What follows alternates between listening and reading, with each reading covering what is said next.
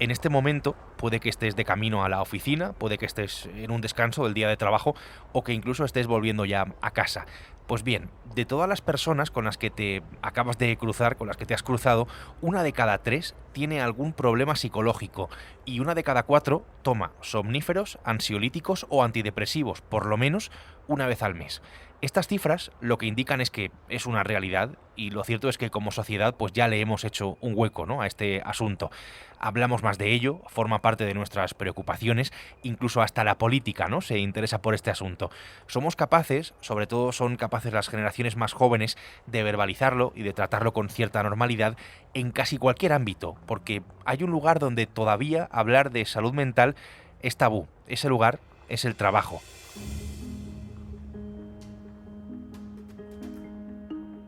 Y no solo nos cuesta tratarlo, sino que, además, puede llegar a provocar cierta discriminación entre los compañeros. En el mundo al día, el tabú de la salud mental en la oficina. Soy Javier Atard y hoy es lunes, es 17 de junio.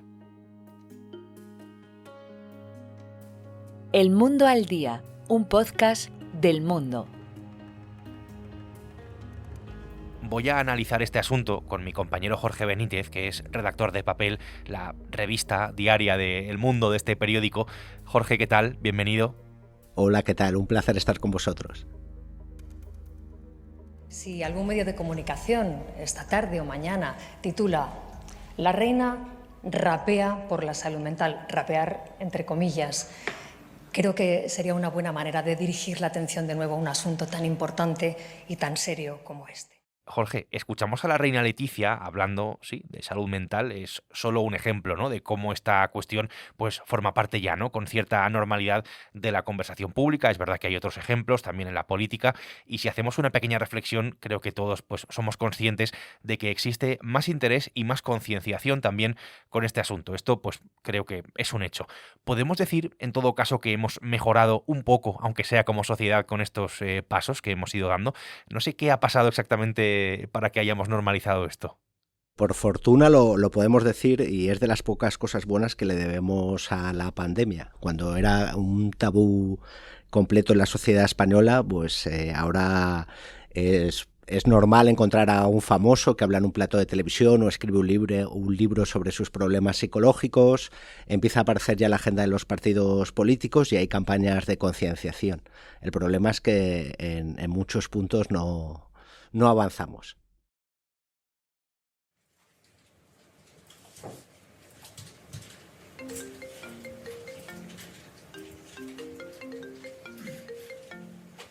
A ver, vamos a hacer un pequeño ejercicio. Piensa un momento en tu oficina. Puedes llevar compartiendo mesa durante 10 años con una persona de la que, ¿sabes? No sé, pues que tiene un amante, ¿no?, por ejemplo. Pero desconoces que tiene un trastorno bipolar. Puedes comer todos los días con alguien con quien tienes mucha confianza, que estuvo, por ejemplo, en tu boda, pero no sabes que los viernes pues llega un poco más tarde a la oficina porque tiene cita con su psicólogo. Estos son simples ejemplos, Jorge, que ponen en evidencia que existe un tabú, así, un tabú, con los problemas psicológicos en el trabajo. Tenemos que tener en cuenta que 9 de cada 10 empleados que tienen algún problema de salud mental no se lo dice a sus compañeros de trabajo. Ya hablamos de gente que está miles de horas al año con ellos y comparten conversaciones, comidas, incluso parte del ocio, y la gente no es capaz de sincerarse por miedo a las consecuencias que puedan tener. Enseguida hablamos de esas consecuencias, pero profundicemos, Jorge, en los porqués de esta situación en la que no somos capaces, ¿no?, de hablar de esto en el trabajo. Y ojo, que no es una obligación, ni mucho menos. Es más, salvo que pueda tener unas consecuencias extremas, no estás de ninguna manera obligado a comunicarlo a tu empresa, pero simplemente esto pone en evidencia que no somos capaces de verbalizar, por decirlo así, esta que es una cuestión privada, además, y que afecta a la salud, que es probablemente lo más privado que tenemos. Más de la mitad de las personas, esto es un dato bastante curioso, que han sido diagnosticadas de un problema psicológico, reconoce haber sufrido rechazo social. Y cuando se les pregunta a esas personas dónde han sufrido ese rechazo social, un 37%, casi 4 de cada 10, responde que en el trabajo. La pregunta, Jorge, en este caso es, en fin, ¿por qué, no? ¿Por qué tendemos a crear un estigma sobre las personas que tienen un problema psicológico? Es un estigma que viene desde hace muchísimo tiempo por nuestra falta de cultura, digamos, psicológica y nuestro miedo a expresar nuestros sentimientos.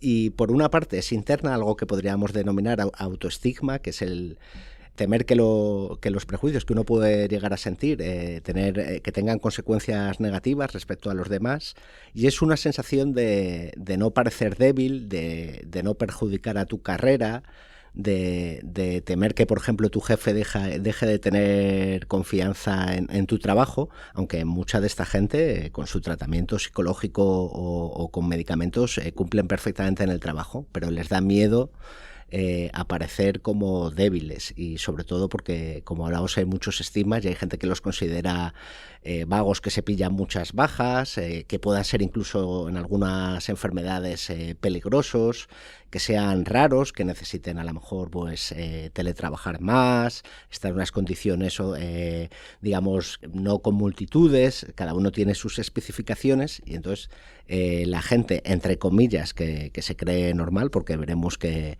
los problemas psicológicos les afecta, bueno, a una cantidad de españoles tremendo, les generan desconfianza, y eso es un gran error porque hace sufrir mucho a estas personas.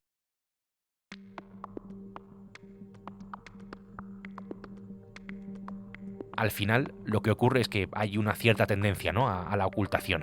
Por hablar de cifras, el problema de salud mental más frecuentemente registrado en las historias clínicas de la atención primaria es el trastorno de ansiedad, que afecta al 7% de la población.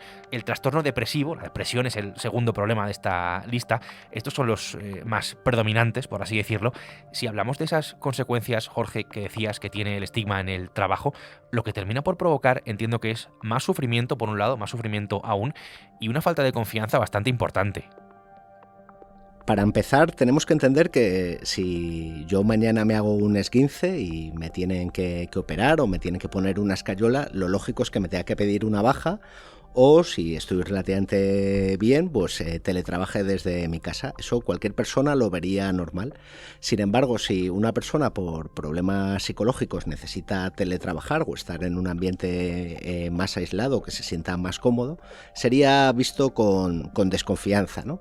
Habría cuchicheos, seguramente le encargaría menos tareas o lo infrautilizarían, y entonces eso genera un sufrimiento tremendo en estas personas, porque no olvidemos que cuando uno tiene un problema psicológico, y cualquier persona lo ha podido tener en diferentes niveles, puede ser por ansiedad, estrés, por pasar una mala época, gente que ha tenido cosas más serias, depresiones, tipos de trastornos o enfermedades, digamos, que son muy serias, no son elegidas por esa persona. Simplemente hay que ayudarlas, y si les ayudas no solo ellos van a estar mejor, sino que las empresas van a estar mejor.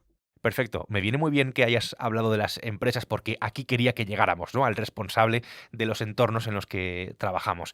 En muchas ocasiones no lo contamos por miedo a ser señalados, por miedo a que perjudique a nuestras carreras también, ese es un miedo que existe, y no solo es un tema de salud, porque también es incluso un asunto económico, porque hablando de las empresas, será mejor para sus intereses velar por el bienestar de sus empleados y que gocen los empleados de una buena salud mental. Para empezar, aquí cabe destacar que el mundo anglosajón nos lleva un buen trozo de ventaja con esto, Jorge, pero en nuestro caso, en el caso español, ¿cómo están reaccionando las empresas con los problemas de salud mental a los que se enfrentan sus trabajadores? Pues mira, las empresas españolas en temas de salud mental podemos decir que están en pañales. Podríamos dividirlas en tres grupos, uno que es muy grande, que son las negacionistas, que son la gente, cuando hablan los expertos y se les plantean estos temas, que dicen que sus empresas no pasa nada, que todo el mundo está fenomenal y fantástico, y vamos, no están dispuestos a tomar ninguna medida. Luego hay otro grupo que las podríamos llamar las inquietas, que quieren ayudar, quieren tomar iniciativas, pero que reconocen que tienen miedo porque no saben qué es lo que se van a encontrar, los problemas que pueden tener algunos empleados, y no saber, digamos, reaccionar correctamente. Y luego un tercer grupo, que por desgracia es minoritario, son las más sensibilizadas, que generalmente suelen ser grandes empresas multinacionales, la mayoría extranjeras, porque la cultura, digamos, corporativa sobre la salud mental se ha desarrollado en otros países, especialmente los anglosajones, y nos sacan décadas de ventaja. Entonces, ahí desarrollan protocolos de actuación, seguimiento desde el Departamento de Recursos Humanos, ¿no?, de una persona que puede tener un problema. Incluso a los empleados les ofrecen ayuda psicológica a través de pólizas o bien de un profesional que hayan contratado. Pero el estigma no desaparece. Una prueba de eso es que incluso las empresas, digamos, que ofrecen más ayudas, el empleado sigue con un gran temor a recibirlas, a participar.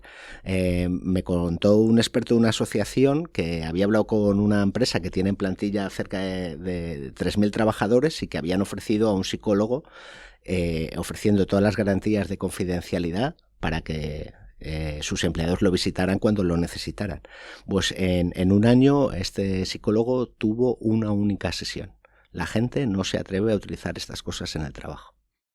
Pues yo creo que sin duda este es un ejemplo perfecto que nos pone ante el espejo de este tabú del que estamos hablando, que persiste todavía aún en la oficina, en las oficinas de España, en nuestros trabajos. Jorge, gracias por arrojar un poco de luz sobre este asunto. Un placer, como siempre, estar con vosotros. El Mundo al Día es un podcast que puedes escuchar en elmundo.es, en nuestra web y en las principales plataformas de audio en las que tienes la opción de suscribirte para escuchar estas historias. Jorge Benítez ha hecho posible hoy este episodio, mañana será martes y aquí estaremos con un nuevo asunto para analizar. Hasta entonces, gracias por estar al otro lado y saludos de Javier Atard.